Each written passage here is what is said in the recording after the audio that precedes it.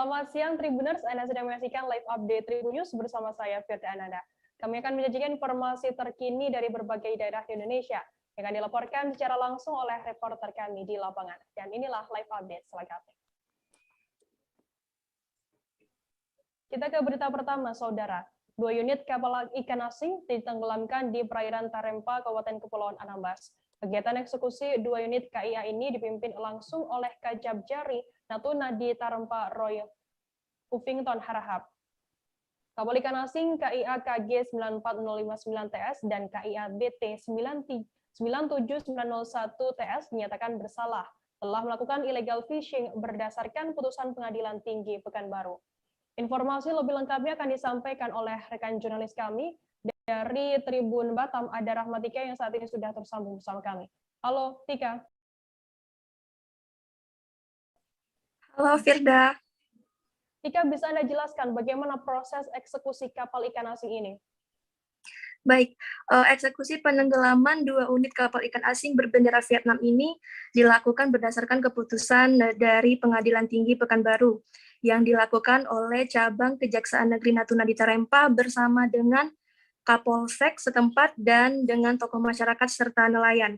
Penenggelaman kapal ikan asing berbendera Vietnam ini dilakukan dengan cara membocorkan lambung kapal dengan diisi air penuh sehingga kapal tenggelam. Cara ini sendiri dinilai ramah lingkungan sehingga bangkai kapal nantinya dapat dijadikan sebagai rumpun atau rumah tempat tinggal ikan. Penenggelaman kapal ini merupakan keputusan dari Pengadilan Tinggi dan harus segera dieksekusi. Seperti itu, Firda. Tika, apakah ini memang pertama kalinya begitu adanya eksekusi penenggelaman kapal ikan asing dilakukan di Batam? Baik, penenggelaman kapal ikan asing yang terjadi di Tarempa, Kabupaten Kepulauan Anambas ini sebenarnya tidak pertama kalinya terjadi. Sebelumnya sempat dilakukan eksekusi atau penenggelaman kapal pada tahun 2018 yang dilakukan oleh Satwas SDKP Kabupaten Kepulauan Anambas bersama dengan Cabang Kejaksaan Negeri Natuna di Tarempa. Pada tahun 2018 silam terdapat 4 unit kapal berbendera Vietnam yang ditenggelamkan oleh Satwas SDKP bersama dengan Cabang Kejaksaan Negeri Natuna di Tarempa. Seperti itu, Firda. Baik, Tribuners, jurnalis kami tadi juga sudah menghimpun keterangan dari Kajab Jari Natuna di Tarempa, Roy Huffington Harahap. Dan berikut liputannya untuk Anda. Bahwa pada hari ini kami telah melaksanakan eksekusi kapal ikan asing berbendera Vietnam yang telah mempunyai putusan hukum tetap, sehingga di mana putusan tersebut dua kapal tersebut ditenggelamkan. Adapun tujuan nantinya tenggelam kapal ini akan dijadikan sebagai rumpun, yaitu rumah ikan.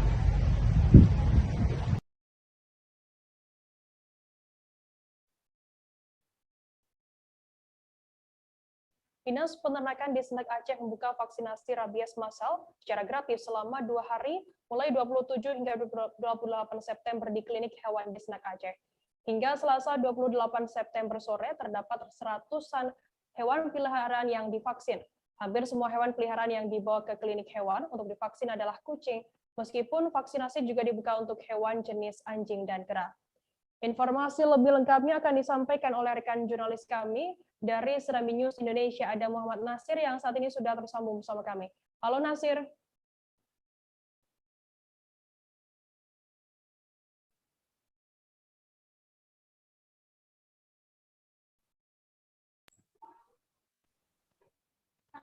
Ya, Firda.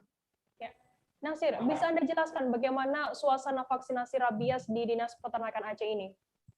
Ya, vaksinasi massal rabies ini merupakan kegiatan rutin dari Dinas Peternakan Aceh yang dilaksanakan selama beberapa bulan sekali. 2 hari yang lalu kegiatan dilaksanakan selama 2 hari, 27 dan 28 September. Dalam kegiatan ini ada ratusan hewan peliharaan yang dibawa ke klinik hewan milik Dinas Peternakan. Rata-rata ini adalah hewan peliharaan di rumah seperti kucing. Memang dalam kegiatan ini vaksinasi massal untuk rabies ini dibuka untuk 3 jenis hewan, yaitu kucing, kera, dan anjing. Namun kemarin rata-rata warga membawa vaksinasi jenis kucing karena memang selama ini trennya sedang terjadi orang-orang memelihara kucing, yaitu berbagai jenis kucing seperti kucing Angora dan sejenisnya. Jadi memang kemarin banyak yang membawa kucing. Untuk anjing dan kera masih sangat minim. Ya, Firda. Bagaimana antusiasme dari warga sendiri untuk mengikuti vaksinasi, memvaksin peliharaannya begitu, Nasir? Antusias warga sendiri cukup besar untuk ikut vaksinasi.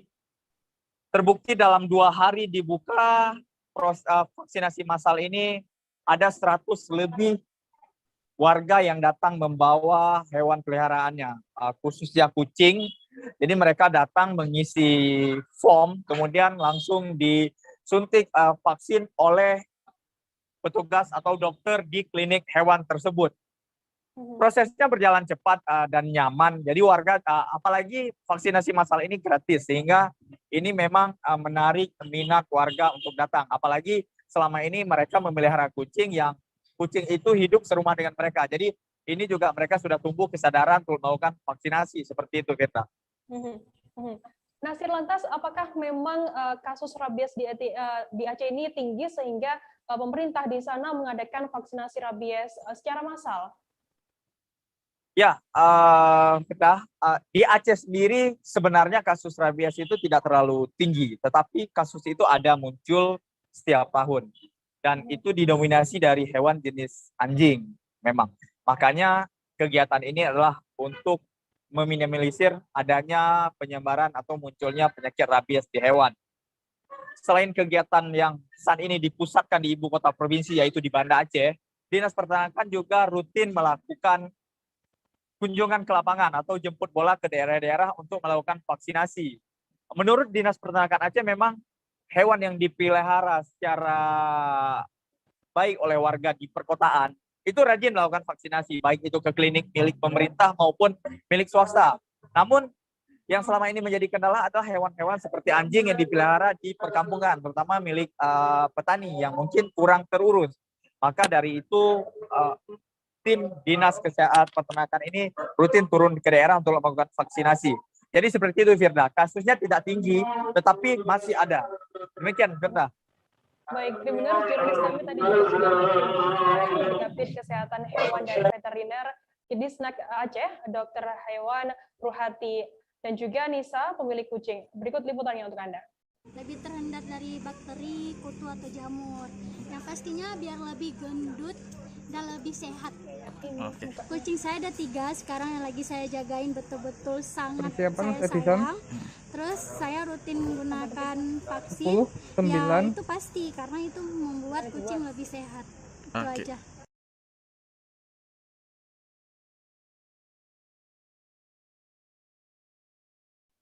Pemerintah Kota Prabu Mulih melakukan penutupan total Jalan Utama Jenderal Sudirman, Kota Prabu Mulih, tepatnya di rel kereta api double track Kelurahan Patih Galung, Kecamatan Prabu Mulih Barat, Kota Prabu Mulih. Jalan ditutup total karena ada proyek pembangunan flyover dari Kementerian PUPR melalui Balai Besar. Penutupan jalan yang merupakan akses utama menuju 4 kabupaten kota ini dilakukan sejak 20 September dan akan kembali dibuka hingga tahun depan. Informasi lebih lengkapnya akan disampaikan oleh rekan jurnalis kami dari Tribun Sumsel, ada Edison yang saat ini sudah tersambung bersama kami. Halo Edison. Halo rekan Firda. Edison, bisa Anda jelaskan apa dampak dengan penutupannya tersebut? Oke, baik, kami informasikan penutupan jalan utama menuju 4 kabupaten kota ini sendiri dilakukan dalam rangka pembangunan flyover. Akibat dampak dari pembangunan ini, warga sekitar yang khususnya ingin mengantar anaknya sekolah, jika selama ini hanya membutuhkan jarak sekitar 500 meter, harus memutar dengan jarak yang jauh. Ini disiapkan jalan alternatif, cuman jaraknya yang cukup jauh, harus memutar ke jalan lingkar. Dan untuk para petani, khususnya petani karet juga mengalami kesulitan, mereka mengendarai sepeda motor tidak bisa melintas dengan jarak dekat. tapi harus memutar dengan jarak jauh, apalagi kondisi malam sangat gelap. Demikian, Firda. Lantas Edison, bisa dijelaskan mungkin kriminalitas yang sering terjadi di Jalan Lingkar ini? Baik, Firda, dengan dialihkannya arus lalu lintas ke Jalan Lingkar, terjadi kriminalitas yang sangat tinggi, di mana selama ini sebelum adanya jalan lingkar ini sering disebut bahwa jalan lingkar ini adalah jalur Gazanya Kota Prabu Muli. Di sini sendiri banyak kriminalitas seperti penodongan, pungli, dan berbagai macam aksi begal, karena kondisi lalu lintas di sana lampu gelap dan jalannya sedikit rusak. Demikian. Lantas Edison, apa upaya pemerintah sendiri terkait kelengkapan rambu-rambu di jalan tersebut? Terkait banyaknya keluhan masyarakat, khususnya pengendara ini sendiri, pemerintah Kota Prabu Muli sudah beberapa kali meninjau melalui Dinas Perhubungan, pihak kepolisian dari Satlantas. Mereka akan melakukan pemasangan lampu penerangan jalan. Selain itu juga akan memperbaiki jalan-jalan yang berlubang dan mensiagakan petugas dari Dinas Perhubungan dan Satuan Lalu Lintas untuk standby mengarahkan para pengendara melalui jalan lingkar. Demikian. Edison, untuk mengatasi keamanan dan kriminalitas di jalur alternatif, apa kemudian dilakukan oleh Polres Prabu Muli untuk mengantisipasi hal ini? Baik, kita informasikan juga bahwa di Jalan Lingkar Timur Kota Prabu Muli ini kondisinya sangat gelap. Jadi banyak sekali khususnya sopir truk yang melapor menjadi korban begal dan pungutan liar. Petugas kepolisian sendiri telah membentuk tim khusus dari berbagai satuan untuk mengantisipasi aksi-aksi kejahatan di jalur tersebut. Dari hasil terjun lapangan petugas tim khusus ini sudah mengamankan 2 pelaku pungli di daerah itu. Demikian, Firda. Baik, Tribuners, jurnalis kami tadi juga sudah menghimpun keterangan dari Wali Kota Prabu Muli, Insinyur Haji Ridho Yahya, dan juga Kapolres Prabu Muli, AKBP Siswandi. Berikut liputannya untuk Anda. Flyover itu, Pak. Memang kita nggak cepat selesai. Takutnya mendapat laporan bahwa banyak gangguan mobil itu malam-malam lewat sehingga mereka tidak konsen dalam bergaul. Yang kedua, ya di samping ada perwako, perda yang diundangkan. Nah itu. Jadi harapan kita mohon bantuan masyarakat untuk mendukung supaya flyover cepat selesai. Mana cara cepat selesai? Terpaksa kita mengganggu aktivitas kita. Kita tutup dulu untuk sementara. Untuk alternatifnya, Pak? Nah, alternatifnya itu tadi mobil lewat lingkar dulu. Jalan lingkar. Ya, Artinya untuk masyarakat luar kota jangan khawatir tidak bisa melintas, ya? kita himbau seluruh masyarakat luar kota mobil kecil besar lewat lingkar. Lewat jalan lingkar. Nanti akan diarahkan, Pak, ya? Bukan, nanti ada tanda pandang kan sudah ada mulai di sana. Oh iya. Jadi kaget terhambat dia pacak pun di situ kita terhambat juga kaget. Jadi kemohon warga-warga Muara Indohat beri kesempatan kami akan bangun flyover untuk sementara lewat jalan lingkar. Berarti cuma 2 hari, Pak, ya? Mobil kecil besar. Oi. Selamat. Sampai selesai. Iya. Oke. Terima kasih. Polres Prabu Muli dan pemerintah Kota Prabu Muli, baik itu Lantas maupun Dinas Perhubungan, sudah melakukan rapat koordinasi terkait dengan pengalian arus yang sebelumnya bisa melalui jalur Sudirman, tetapi karena pembangunan kita alihkan ke jalur lingkar. Kemudian dari hasil rapat koordinasi, memang banyak temuan-temuan yang kita dapatkan, yaitu kurangnya penerangan di jalur lingkar. Sehingga ini memberikan peluang kepada pelaku-pelaku kriminal untuk melancarkan aksinya. Dan kita kemarin juga ada informasi dari media sosial bahwa ada laporan bahwasanya beberapa driver angkutan berat melaporkan kepada Polsek Timur bahwa ada aksi-aksi pungli. Setelah kita telusuri memang ada dan kita amankan 2 orang dan BB uang hasil dari pungutan liar. Dan ini terus kita akan galakkan semacam operasi ya setiap malam untuk mencegah aksi dari para pungli ini, sehingga masyarakat pengguna jalan ya bisa aman dan lancar sampai ke tempat tujuan. Kita bentuk tim sus, Pak. Nah, jadi Untuk melanjuti ini kita buat tim sus agar apa? Agar kita tidak kecolongan. Tribuners, kita akan jeda sejenak. Kami masih akan menyajikan informasi menarik untuk Anda sore ini. Tetap di Live Update.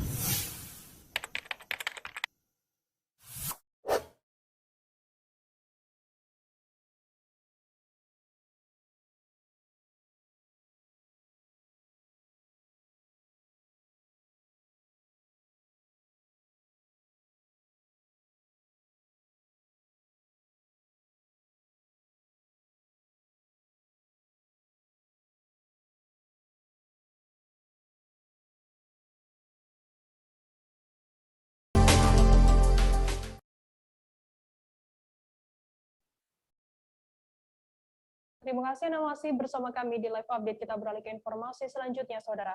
Sebanyak 5.521 peserta seleksi calon pegawai negeri sipil Pemkot Dumai telah melaksanakan seleksi kompetensi dasar atau SKD di STIA Lancang Kuning, Kota Dumai. Total ada 5.521 peserta yang mengikuti SKD CPNS tahun ini. Ini dibagi menjadi 56 sesi yang dilaksanakan mulai tanggal 15 September hingga 29 September 2021.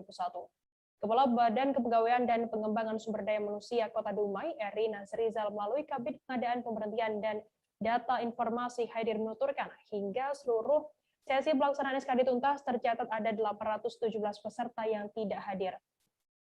16 diantaranya melaporkan bahwa mereka sedang menjalani isolasi mandiri karena positif COVID-19. Informasi lebih lengkapnya akan disampaikan oleh rekan jurnalis kami dari Tribun Pekanbaru. Ada Doni Kusuma Putra yang saat ini sudah tersambung bersama kami. Halo Doni.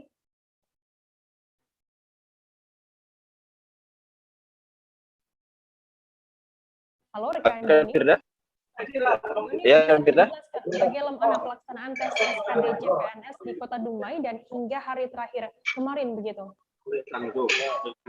Ya, terima kasih Firda. Perlu saya sampaikan bahwa pelaksanaan selama dimulai dari 15 September hingga 29 September berjalan dengan lancar, di mana untuk di Kota Dumai sendiri pelaksanaan SKD dilaksanakan tepatnya di kampus di Lancang Kuning. Dari keterangan dari pihak BKPSDM bahwa selama pelaksanaan SKD CPNS di Kota Dumai berjalan dengan lancar. Hanya saja ada gangguan seperti jaringan yang error, namun tidak terlalu lama rekan Firda, karena bisa langsung diatasi oleh pihak dari panitia, dan juga sejauh ini memang ada beberapa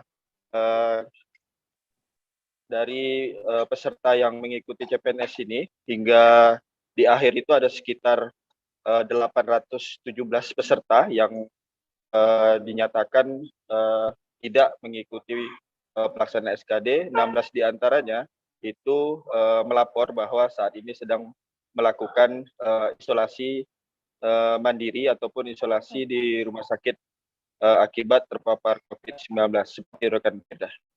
Doni, lantas bagaimana nasib dari 16 peserta yang melaporkan diri karena positif COVID-19? Ya, rekan Firda, yang peserta 16 itu berdasarkan keterangan dari Kabid Kepegawaian di BKPSDM, bahwa ke-16 ini nantinya akan mengikuti SKD ulang, yang mana laporan dari mereka sudah diteruskan ke BKN, dan nantinya direncanakan itu peserta akan mengikuti pelaksanaan SKD itu di Kanrek 12, tepatnya di Pekanbaru, seperti itu rekan Firda. Untuk berapa passing grade untuk setiap tes diujikan dan jumlah formasi penerimaan di Pemkot Dumai sendiri, bagaimana informasinya, Doni? Ya, untuk passing grade masih sama, seperti itu kan tingkat nasional, rekan Firda, di mana untuk tes wawasan kebangsaan itu passing grade-nya 65, dan untuk tes intelijensia umum itu ada 80, dan juga tes karakteristik pribadi atau TKP itu berjumlah 166. Dengan soal itu ada 110 butir dalam waktu 100 menit, rekan Firda. Doni, bagaimana kelanjutan setelah tes SKD ini setelah sudah selesai begitu kemarin? Iya, rekan Firda. Untuk tahap selanjutnya tentu nantinya akan lakukan rankingan. Setelah rankingan ini nantinya setiap formasi yang dibutuhkan itu dikali 3. Jika formasi yang dibutuhkan itu 1, maka peserta yang akan mengikuti SKB itu seleksi kompetensi bidang akan berjumlah 3 orang. Jadi untuk pelaksanaan SKB ini rencananya akan dilaksanakan sekitar bulan Oktober, rekan Firda. Baik, Tribuners, jurnalis kami tadi juga sudah menghimpun keterangan dari Kabid Pengadaan Pemberhentian dan Data Informasi Haidir. Berikut liputannya untuk Anda. Sampai hari terakhir, hari ke-15, peserta yang tidak hadir sebanyak 817 peserta, yang hadir sekitar 4.290 peserta, yang positif sekitar 16 peserta. Itu kita jadwal ulang kembali untuk ujiannya, kemungkinan di Kanrek 12. Oh, Kanrek 12. Sejauh ini Pak, ada kendala enggak selama proses dari SKD sendiri berlangsung? Nampaknya pelaksanaan lancar, ada sedikit gangguan masalah jaringan, itu tidak ada